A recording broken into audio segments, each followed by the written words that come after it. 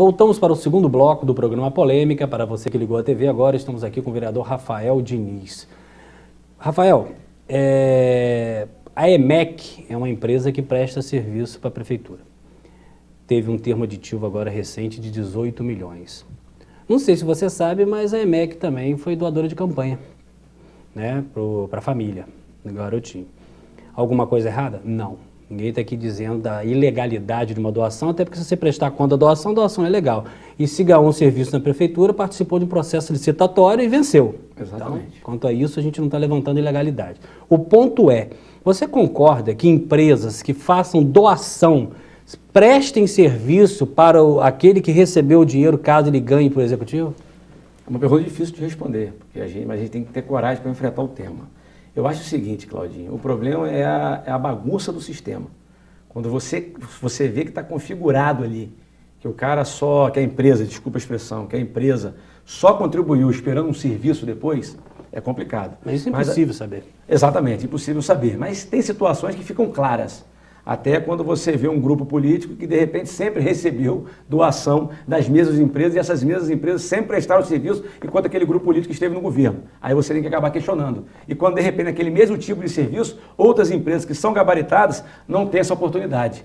Será que essa empresa não tem oportunidade de entrar num processo licitatório e ganhar? É isso que a gente tem que questionar. Então, com essa visão, dá para a gente ver onde é que está o problema ou não. Não estou falando desse específico da EMEC. Não é isso que eu estou querendo dizer. Estou querendo dizer de outras possibilidades, então um pouco desse grupo político. Estou falando de outras possibilidades. Agora, quando a gente vê que o jogo é escrachado, está errado.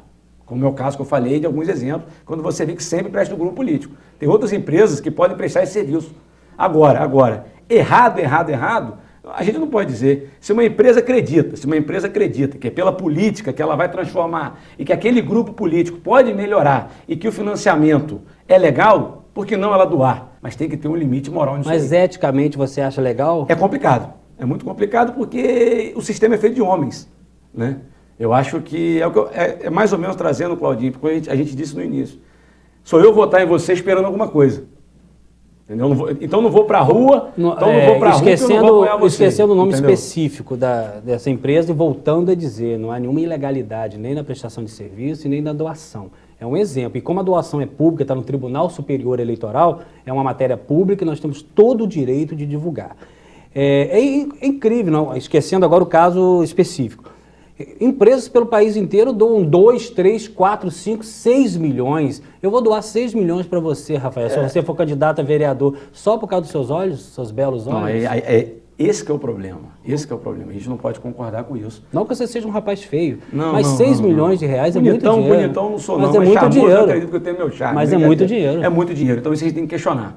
Então nós temos que colocar um limite moral e ético nisso. Agora, esse limite estaria na lei? Um patamar? Tem que ter. Por isso que eu falei para você. Por isso que eu falei para você, por isso que eu acabei de falar para você que uma das minhas decepções com essa reforma política que não houve foi o próprio financiamento. Eu acho que teria como a gente equilibrar, a gente melhorar, a gente travar certas possibilidades. Eu acho que a empresa ela tem o direito dela como pessoa jurídica de acreditar numa transformação do seu país. Entendeu? Ela tem, porque a campanha, tem que deixar claro para as pessoas que a campanha custa, e o sistema e a economia, ela tomba presidente e elege exatamente, presidente. Entendeu? Mas tem que ter um limite para isso.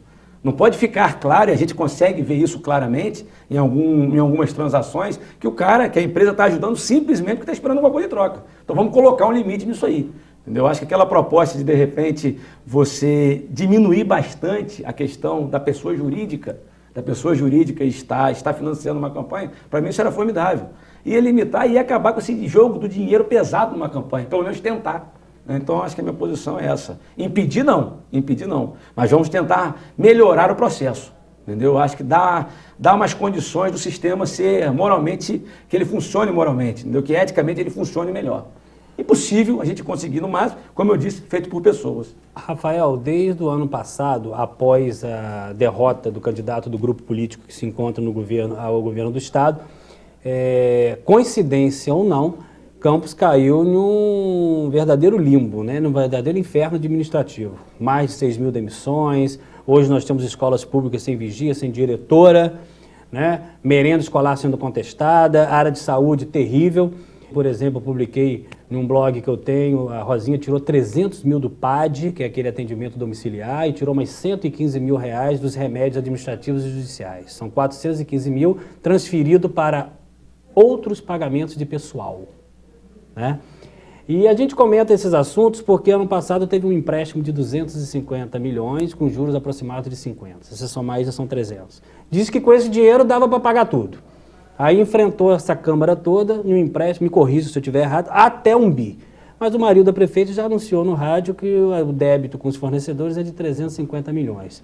Se você botar juro aí de 30, que é mercado, 105 milhões por ano de juro, mais 415. Sem contar essa auditoria interna que a própria prefeitura reconhece quase 110, ausência física de quase 110 milhões.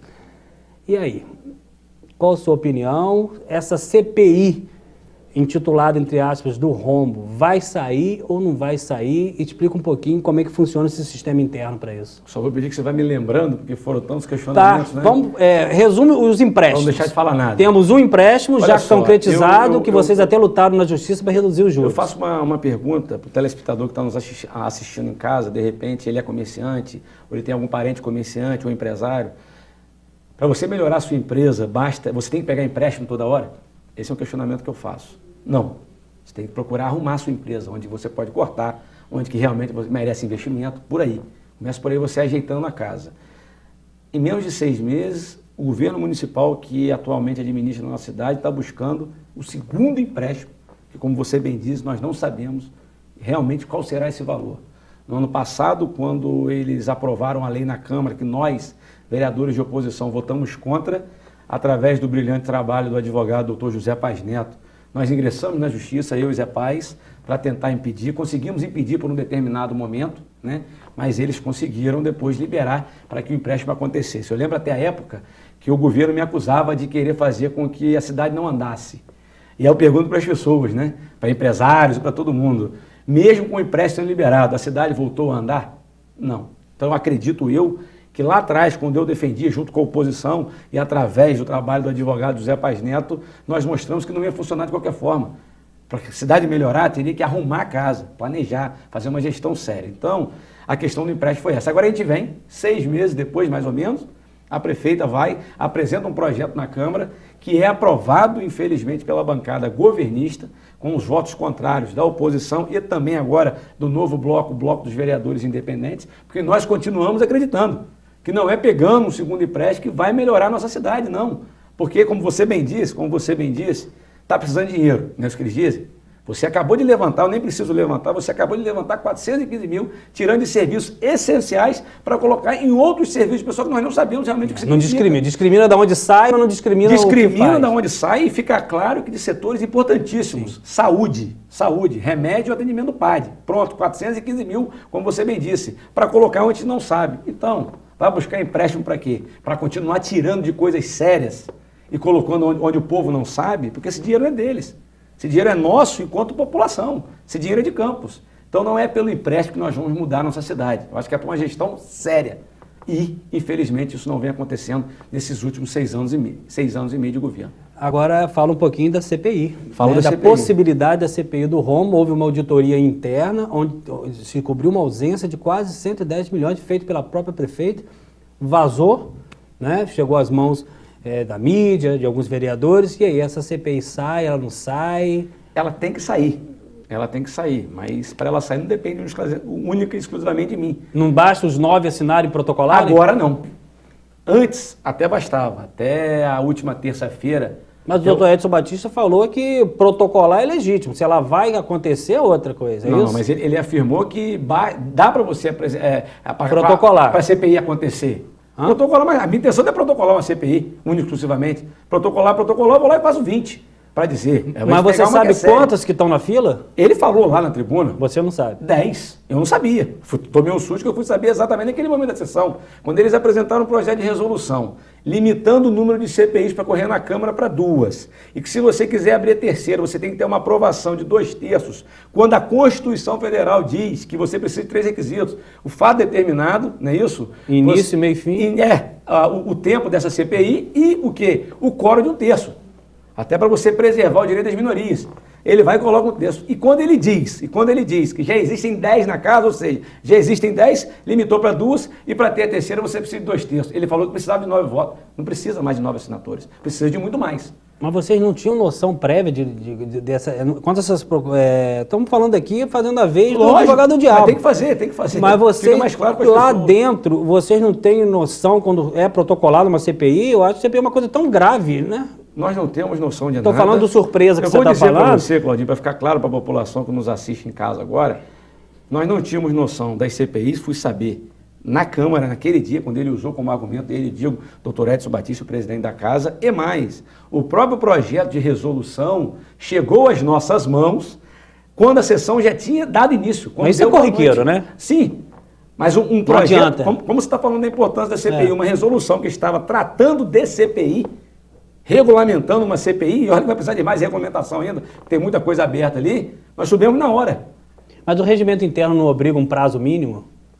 Obriga, e não está sendo cumprido. De cabeça você não sabe qual é. De cabeça eu não sei, mas eu acho que um dia antes nós temos que ter noção, um dia antes, quase certeza, um dia antes. E qual é a punição que a mesa tem de ela não dar isso dentro do prazo legal? Nós temos que buscar a justiça, que é isso que a oposição vai fazer. Mas a própria lei não diz. Então não faz diz, cama para eles próprios deitarem. Aí depois, Claudinho, você me desculpa, mas depois eles querem reclamar quando a gente atua com firmeza na Câmara.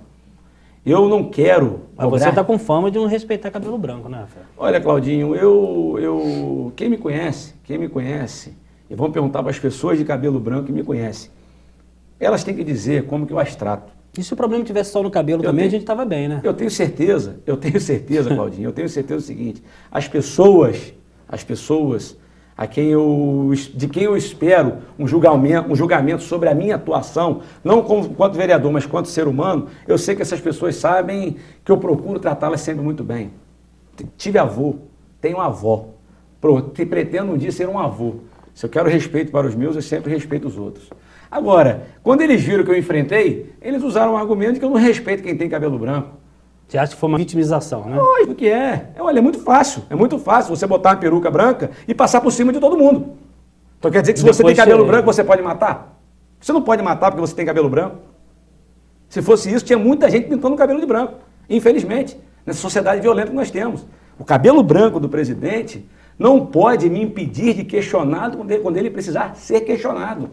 Quando ele não respeitar o regimento, não respeitar a atuação minha na minha casa, impedir de eu falar, de eu debater, apresentar um projeto importantíssimo que merece debate na hora imediata, sem permitir a oposição que ela possa estudar aquilo e debater, eu tenho que enfrentá-lo sim. Porque como ele foi eleito, eu também fui. Se ele foi eleito presidente, maravilhoso, eu não votei nele, mas ele tem que atuar como presidente. E na minha opinião, nesses momentos, ele não atua como presidente. Doutor Edson Batista, se ele quiser, ele pode afirmar como que eu trato como pessoa. Posso dizer que trato de forma carinhosa. Não digo só oi, olá, não. Trato de forma carinhosa, que é assim que eu aprendi a tratar as pessoas. Qualquer pessoa, sendo de idade ou não. Agora, eu não posso deixar de cumprir o meu papel para qual eu fui eleito, porque ele tem cabelo branco. Concorda comigo? Eu falo isso muito claramente, que eu não tenho medo de debater um assunto desse. Eu respeito todo mundo. Mas essa pessoa que é presidente de uma casa legislativa tem que me respeitar também. Rafael, voltando um pouquinho à questão do empréstimo. Certo. Né, duas perguntas só para a gente fechar isso. Me corrija se eu estiver errado, o prazo é de 10 anos para ser pago. Ou seja, passa para uma nova gestão. Você concorda nesses empréstimos, por mais que seja pessoa jurídica, que seja ente federativo, que eles ultrapassem para outra gestão? Isso aí não deixa os futuros prefeitos, dependendo do que é feito, da qualidade técnica daquele empréstimo, a pessoa engessada? Qual a sua posição com relação a isso? Os empréstimos têm que se esgotar dentro da gestão ou você acha que pode passar para outra? Primeiro, deixar claro que o projeto que foi apresentado pelo Poder Executivo e votado na Câmara com os nossos votos contrários é um projeto completamente obscuro, na nossa opinião. Não fala desse prazo? O pessoal não fala nada. É um Ctrl-C, Ctrl-V. É um Ctrl-C, Ctrl-V de parte da resolução do Senado. Então, a gente não sabe, juro. Eu acho que o mínimo que o governo poderia fazer é mostrar, olha... Aquilo lá é um esboço, então. Por isso que nós dissemos que o que a Câmara estava fazendo naquele momento e fez naquela semana foi passar um cheque em branco para a prefeita. Que ela ali vai decidir agora o que ela quer fazer. A Câmara já autorizou. E, na minha opinião, irresponsável. Por isso que eu não votei favorável. Entendeu? E com relação a passar para outras administrações, deixar claro para as pessoas, houve uma emenda do vereador Marcão, excelente emenda, que mostrando para o governo, olha, governo, se vocês quiserem, se for para vocês pagarem dentro do mandato de vocês, até final, 31 de dezembro de 2016, podemos pensar, desde que vocês também mostrem, né? Claro. Em que vai gastar. Mas já estaria limitando alguma coisa. Já estaria limitando. Mas não, nem isso eles quiseram. Se eles não quiserem, com certeza eles já estão admitindo que com certeza vai passar para outras administrações, o que é irresponsável. Para a população entender melhor, você gostaria que o seu vizinho pegasse um empréstimo para você pagar? É o mínimo que a gente pode, é um exemplo simples de colocar. Então, ele foi eleito para quê? Ele foi eleito para administrar com responsabilidade. E ele tem um prazo no mandato dele. Ele tem que agir, ele tem que pagar e contrair dívida dentro do mandato dele para ele poder resolver e ser responsabilizado por aquilo. Agora, ele não pode pegar um empréstimo que a gente só pelos nossos cálculos, se o governo não foi claro ainda, a gente tem noção que vai ser exorbitante, um absurdo, de uma forma muito irresponsável, para que outra pessoa lá na frente pague. Então, nós não podemos concordar de forma alguma com isso. Mas agora vamos ser objetivos. Qual vai ser o caminho adotado por vocês com relação ao rombo? Essa CPI, caso ela não consiga acontecer dentro da Câmara por N motivos, vocês vão deixar o assunto de lado ou vão usar a justiça para tentar... Pode ter certeza que nós vamos buscar todos os caminhos legais e corretos para que esses assuntos não caiam no esquecimento. Nós temos uma obrigação, além de legislar, que é uma tarefa muito difícil do vereador hoje, porque nós temos projetos parados na casa, a oposição acaba ficando mais com o dever de fiscalizar. E quando nós temos essa oportunidade de fiscalizar, nós vamos usar, repito, todos os meios legais e corretos para chegarmos a esses resultados e mostrar para a população que é a verdadeira dona de Campos e verdadeira dona do dinheiro, o que essa administração está realmente fazendo, como, por exemplo, onde foram parar esses quase 110 milhões. Estamos aqui hoje precisando de uma crise, que esses 110, estamos aqui hoje, o governo diz que está precisando de um empréstimo por causa de uma crise, esses 110 milhões cobririam muito bem. Tantos outros gastos nós poderíamos dizer aqui que estariam cobrindo para não precisar de empréstimo. Rafael, eu vou fazer uma pergunta a você, mas você vai responder depois do intervalo. Vereador eleito pelo povo com duas funções, legislar e fiscalizar o executivo. Aí ele sai do executivo para trabalhar, sai do legislativo para trabalhar no executivo, ou seja, vai trabalhar com quem deveria fiscalizar. Quero saber a sua opinião, só que você vai responder depois do intervalo. Nós estamos aqui com o vereador Rafael Diniz, vamos no intervalo e já voltamos.